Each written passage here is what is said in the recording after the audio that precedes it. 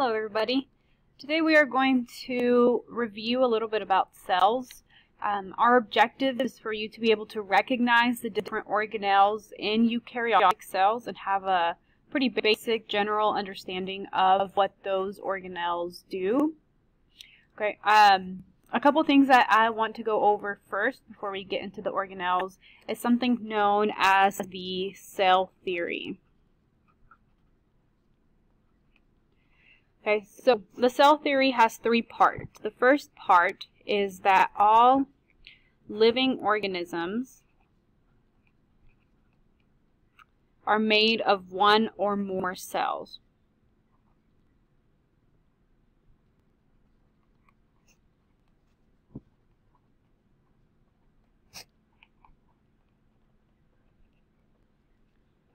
Okay, the second part of that is that the cell is the basic unit of organization.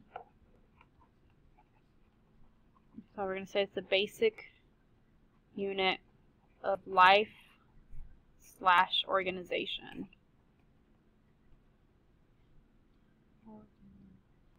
Should be a Z, organization.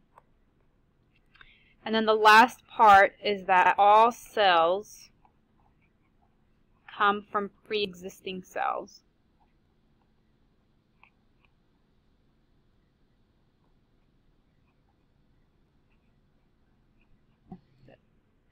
Alright, so that's a little bit of history as far as kind of the cell theory that we have.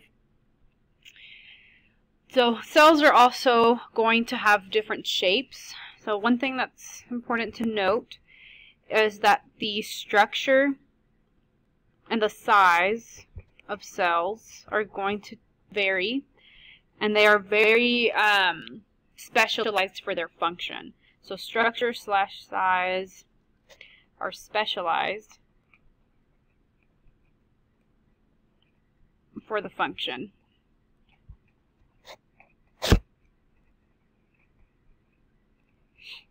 So for example, a neuron is going to look very, very different than a muscle cell, and that's just so that they can carry out their job efficiently. Alright, so the next thing that we are going to do is we're going to label the diagram of kind of a generic animal cell. And what I'm going to do is I'm going to color code each of the structures so that when we review the function, I will write that in that same color.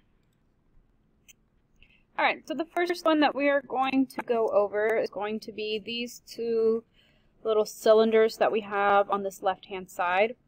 And these are going to be the centrioles. So the centrioles, they form something known as the centrosome. And what these do is they're going to make the spindle to guide the chromosomes when the cell is dividing.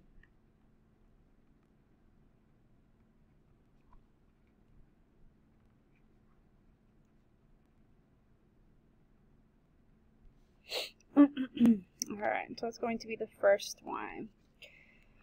Alright, the next structure is going to be chromatin, or chromatin, which is going to be these kind of squiggly lines in here. So chromatin, this is basically just loosely held DNA.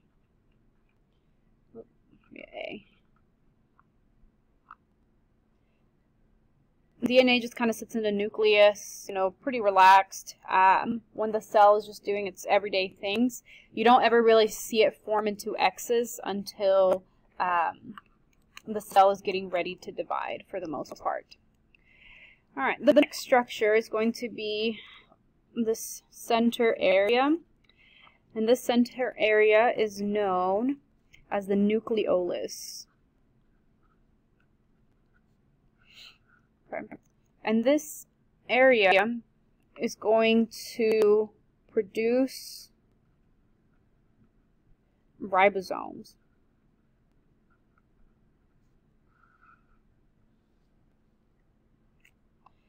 So you have both the nucleolus and the DNA inside this giant center structure. And that structure, which is one of the easiest things to spot, is going to be the nucleus. Okay, so this is going to store DNA. That's also going to direct cell activities.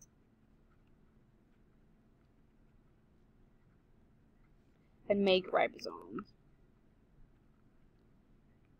since it has both the chromatin and the nucleolus inside of it. Okay, and so that's this entire structure here, this bubble. Alright, the next structure is going to be, let's see if I can zoom in a little bit. There we go. Okay, so the next structure is going to be the lysosome, which is going to be this little bubble out here in the cell. And it has dots in there, and they have a specific job. Or they're representing something. Okay, so this is going to be the lysosome. And this is going to have digestive enzymes.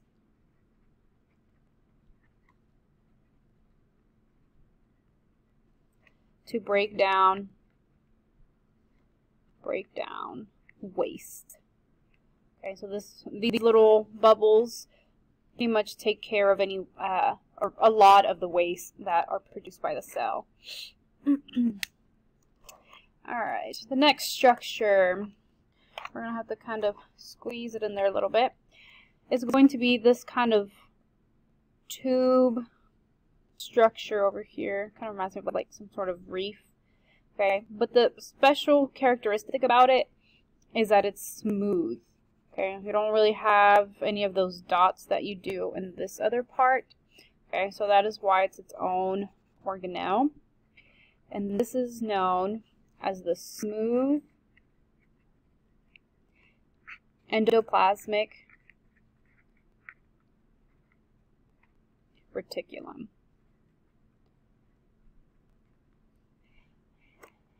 And the special thing that happens in the smooth endoplasmic reticulum is that this is where you are going to find that fats are being made. So this is lipid synthesis.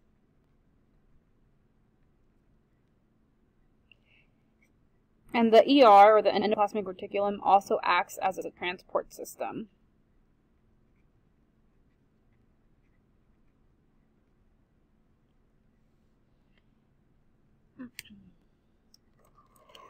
Alright. Next structure. We have this kind of folds, and this is going to make up something known as the Golgi apparatus. You might hear it called as the Golgi body. I'm going to kind of move it up a little bit. So this is the Golgi apparatus.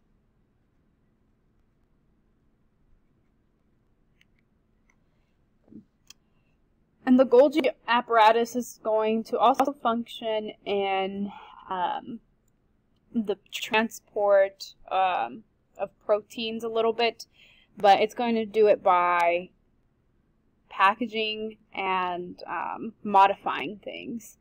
Okay, so this is going to package,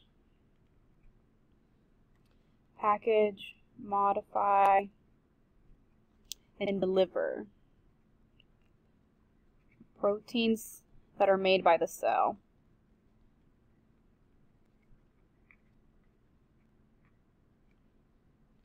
And that's this area here. Okay, so these little bubbles that are kind of coming off of it, you would have proteins that are already packaged and modified and ready to be shipped out, basically. Alright, the next structure is going to be the neighbor here of the smooth, but I want you to take notice that this has these dots, okay, and those dots are ribosomes, and they're embedded into this organelle, and so we call this the rough endoplasmic reticulum. I'm going to move this up just a little bit. So this is the rough endoplasmic reticulum. Okay. And the rough endoplasmic reticulum is also going to function in transport. But because it has these ribosomes embedded in it, one of its major jobs is going to be protein synthesis. So protein, so it's going to make proteins and transport.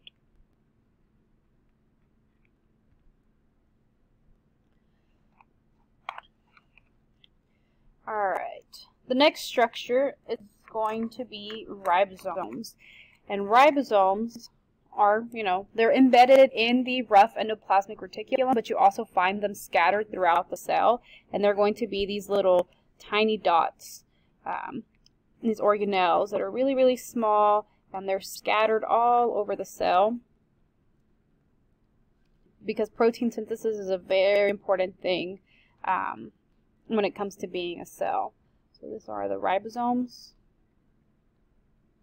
And its major job is just protein synthesis.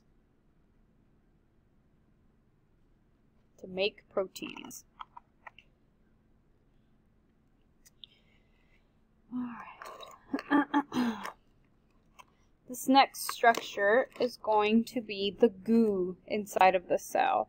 And that goo, I know it looks like it's kind of pointing to something, but it's not. It's just pointing to the goo that you have in the cell. And that is known as the cytoplasm. Okay.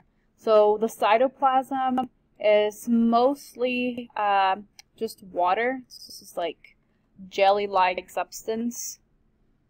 So this is the goo / jelly-like substance. And it basically contains all of the substances that the cell is going to use, like sugars. It's just basically like a medium for all the organelles to kind of flow in. So it has its nutrients and acts as suspension medium.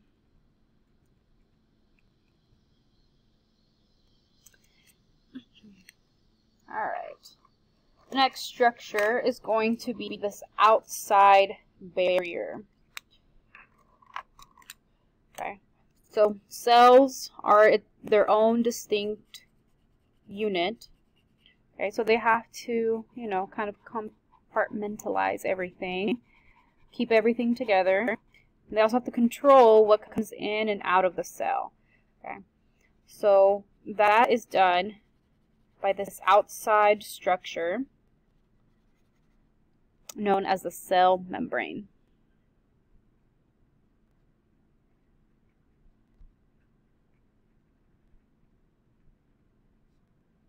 Okay, so the cell membrane is the barrier of the cell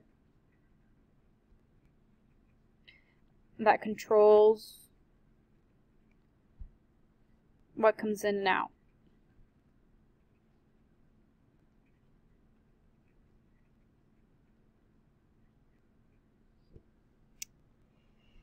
Alright, we're almost done. Okay, so the next structure is going to be the mitochondria. Okay, so mitochondria is typically known as the powerhouse of the cell. So it's going to be this structure here. Okay, and the way that you can identify it, it's because it has this kind of, squiggle structure in here. And just a couple ribosomes. Alright, I'm going to move this up a little bit. Alright, so you have your mitochondria. Okay, this is responsible for making ATP. Okay, so it's going to perform cellular respiration, which we talked about before, to produce ATP. Okay, so the more energy that a cell needs, the more mitochondria that the cell is going to have. Okay, so for example, muscle cells need a lot of energy, so the number of mitochondria is going to be a lot higher than, for example, a skin cell. Okay, and then the last structure that we're going to go over here is going to be the cytoskeleton. Let me change colors a little bit. Okay. All right. So on this diagram, you kind of just see these structures here.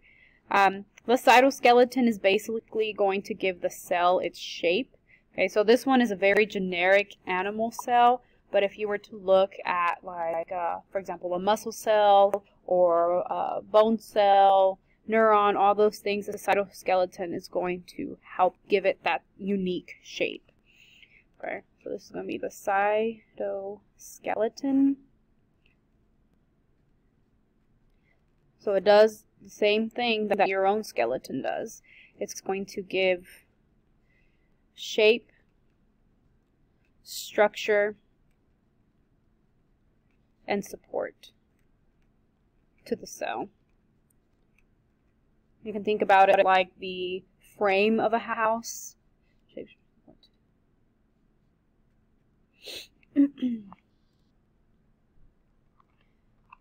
Alright, so that's the generic overview of the different organelles that you find in an animal cell. As we go through the different body systems, we'll talk about the specialization of the cells in each of the systems, and how, that impacts the number of certain organelles, or, their job duties and stuff like that. Okay, so just like always, if you have any questions, just let me know, and I will be more than happy to clear up any misunderstandings.